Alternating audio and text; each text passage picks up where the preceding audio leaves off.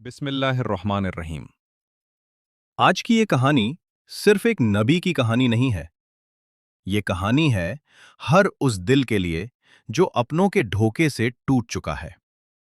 हर उस इंसान के लिए जो अंधेरे में खड़ा ये सोच रहा है कि शायद अल्लाह ने उसे भूल गया है।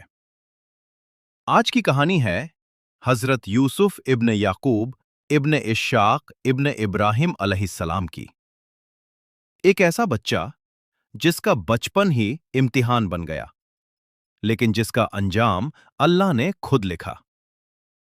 हजरत यूसुफ अलैहिस्सलाम अपने वालिद हजरत याकूब अलैहिस्सलाम के बेहद प्यारे थे। हजरत याकूब अलैहिस्सलाम उनके चेहरे में अल्लाह की एक खास रोशनी देखते थे। एक रात हजरत यूसुफ अलैहिस्सलाम ने ख्वाब देखा। उन्होंने देखा कि 11 सितारे, सूरज और चांद उनके सामने सजदा कर रहे हैं। बच्चे की मासूम आवाज में उन्होंने कहा, अब्बा जान, मैंने एक अजीब ख्वाब देखा है। हजरत याकूब अलैहिस्सलाम समझ गए, ये ख्वाब आम नहीं, ये अल्लाह का पैगाम है। उन्होंने प्यार से यूसुफ के सर पर हाथ रखा और कहा, बेटा, अपना ये ख्वाब अपने भाइयों को मत बताना, हसद इंसान को अंधा कर देता है। लेकिन हसद पहले ही उन भाइयों के दिल में पल रहा था। उन्होंने देखा कि वालिद यूसुफ से ज्यादा मोहब्बत करते हैं, और इसी नफरत ने उनके दिलों को पत्थर बना दिया। एक दिन उन्होंने कहा, यूसुफ को जंगल ले चलते हैं। हजरत याकूब अलैहिस्सलाम का दिल घबरा रहा था, लेकिन भाइयों के झूठे वाड़ों पर यकीन कर लिया। जंगल के बीच, जहां सिर्फ हवा की आवाज थी और जमीन पर सन्नाटा था, उन भाइयों ने हजरत यूसुफ अलैहिस्सलाम की कमीज उतार ली और बिना रहम के गहरे अंधेरे कुएं में फेंक दिया। अंधेरा, तन्हाई, ठंडी दीवारें और ऊपर से बंद होता हुआ आसमान। एक छोटा सा बच्चा, लेकिन उसके लबों पर शिकवा नहीं था। उसने सिर्फ इतना कहा, या अल्लाह, तू मेरे साथ है। वहीं से अल्लाह का प्लान शुरू होता है।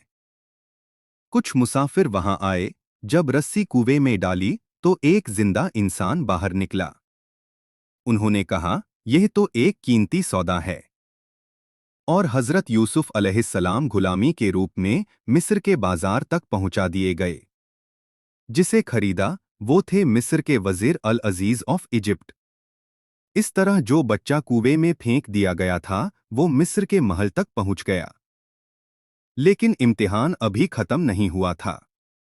मिस्र के वजीर की बीवी जुलेखा बिन्त राहील हजरत यूसुफ अलैहिस्सलाम की खूबसूरती पर मोहित हो गई। एक दिन उसने दरवाजे बंद कर दिए और गुनाह की दावत दी। लेकिन यूसुफ अलैहिस्सलाम ने वो कहा जो अल्लाह के पास सबसे महबूब है, मैं अल्लाह की पनाह मांगता हूं। वो भागने लगे, पीछे से कमीज पकड़ी गई और कमीज पीछे से फट गई। सच सामने आ गया। लेकिन फिर भी यूसुफ अलैहिस्सलाम को जेल भेज दिया गया। सोचो, जो गुनाह से बचा वही सजा पाता है। जेल का अंधेरा, लोहे की सलाखें। लेकिन यूसुफ अलैहिस्सलाम का दिल रोशन था।